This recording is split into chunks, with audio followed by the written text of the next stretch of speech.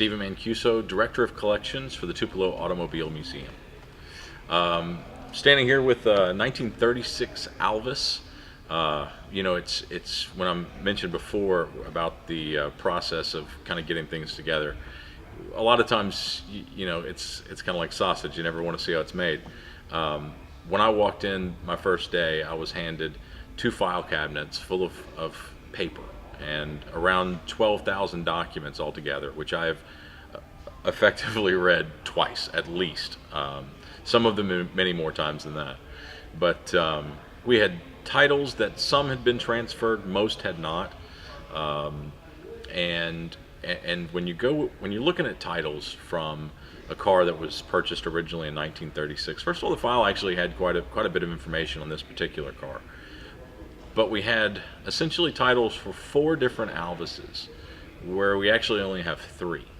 A predecessor that worked here had transferred a few titles, and to get numbers off of these cars takes someone who really, really understands where to look for, and not just an Alvis, but each one seems to be different. All Alvises are the same, but an MG is different than an Alvis, where you locate the VIN numbers, and so is a Graham or a Tucker or any of those kind of cars. So with the Alvis, it had multiple numbers, and to decipher which one is the VIN number sometimes can be tricky. So this one actually had a title with the wrong VIN number on it, which is difficult when it comes to government paperwork. So it was a long process to get that straightened out, and it took 3 different professionals. But we've been able to successfully get the original build sheet for these cars from the factory. This car originated in London. It was, of course, that's where they came from.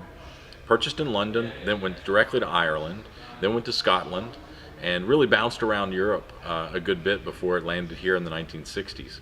And in the 1960s it was purchased, and then Frank Spain purchased the car from that owner in Scotland. But this is one of those cars that he traveled the world, and he would use vacation excuses to go look at cars. So he would grab Jane, and we're going to Europe, and they'd go to Europe, and it was really a car chasing adventure, and this is what he came back with.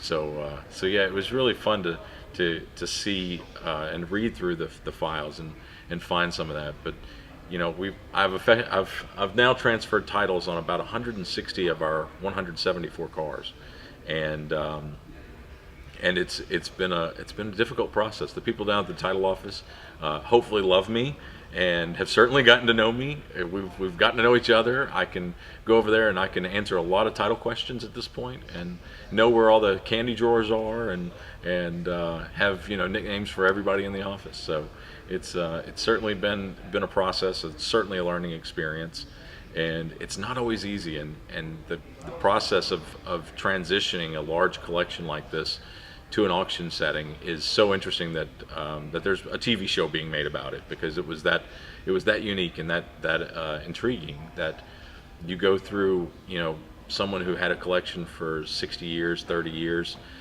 in this case, and it has its problems, and it usually boils down to paperwork, because as cars change hands, and some of these cars have changed hands a lot, but with each one they all left their stamp on the car in one form or another. And sometimes it was just in paper form, but it was really exciting and exhausting at times to read through every single document a few times. But yeah, they all have a story, they all have a history, and they're all ready for their next one. And that's what this really is all about. It's about preserving history and sharing it with the public, and having them go on to a new adventure moving on.